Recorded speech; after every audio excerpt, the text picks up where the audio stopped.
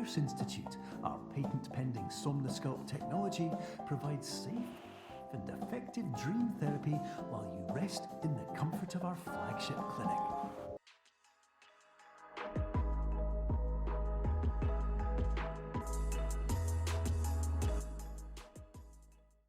Welcome to another video by the Critically Clueless. I am Gavin, and today is a quick review of Superliminal.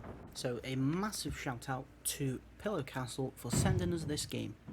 So the game comes in at a price of $12.39 on Steam currently. GoG also is $12.39.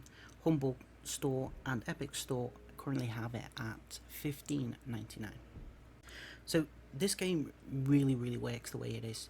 I haven't found any bugs. I've managed to play it for at least two hours now. I've not found any bugs, no glitches, no nothing like that. The game seems very polished and very smooth. I mean, I wouldn't say there's any issues with anything in it really. It just seems like it plays really well, even in 1440, even at 4K. The menus of the game seem very easy to use. The controls are extremely easy to use as well. Anyone who uses a keyboard and mouse would pick it up very easily, because obviously it's basically 4 keys on the keyboard and your mouse. So although it's very simple, it does work that very simpleness into such a really good game.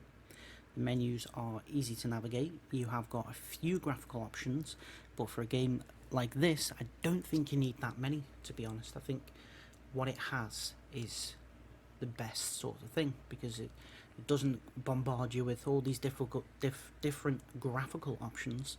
It just gives you the simples and it gets you straight into playing the game, which is fantastic. The looks of the game looks really nice.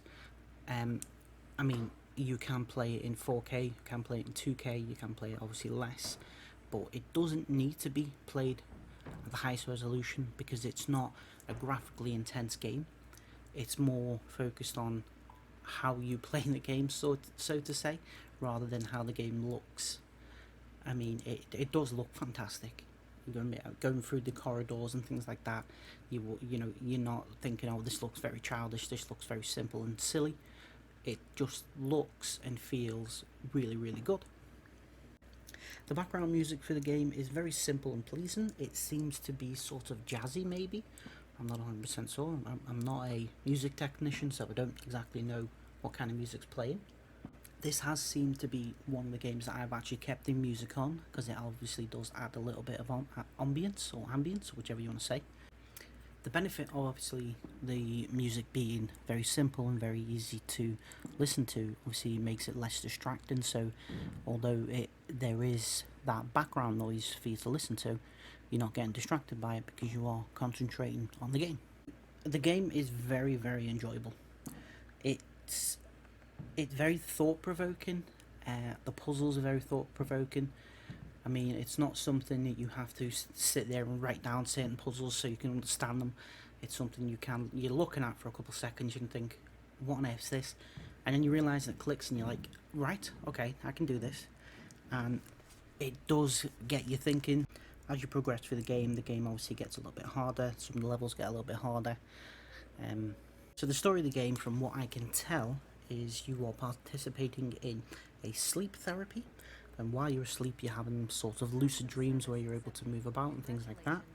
And in these dreams, obviously you've got these puzzles and things like that to do for this company that you're,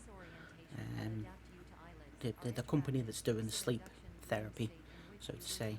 But I don't think that really plays too much into playing the game. Obviously, you put it on, it's sort of the background of what you're doing. But what you're actually doing is you're solving puzzles and you're getting through each level using different perceptions of how things should be. Now, I've not completed the game yet, because I did have to cut it short on my video of it, but I have read that it is around 2 hours long. Now, although that is very short for a game, for what it is very enjoyable. So them 2 hours don't sort of fly by. You sort of really enjoy it. I mean, you can rush through it. There's no saying that people won't speedrun this game, because it is a very speedrun a game, you can.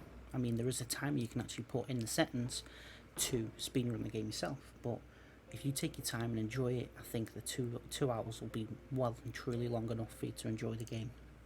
Now, I would love to see people like Marty and Monk play this and see how they see how they figure out the issues in the game. Now, I did manage to play the game as a demo a little while back with Marty, but obviously the game's changed quite a lot since then, and it is a lot more enjoyable. I would actually enjoy watching my wife play it. I mean, she's not a very big gamer, she doesn't enjoy video games, things like that, but it would be quite interesting to see if she's actually able to understand what's going on in the game and how you actually play it.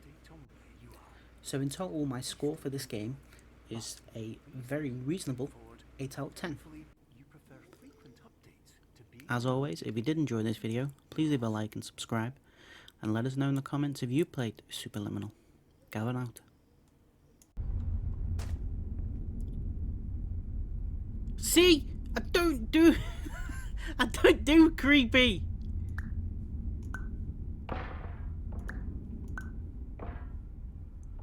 Hello?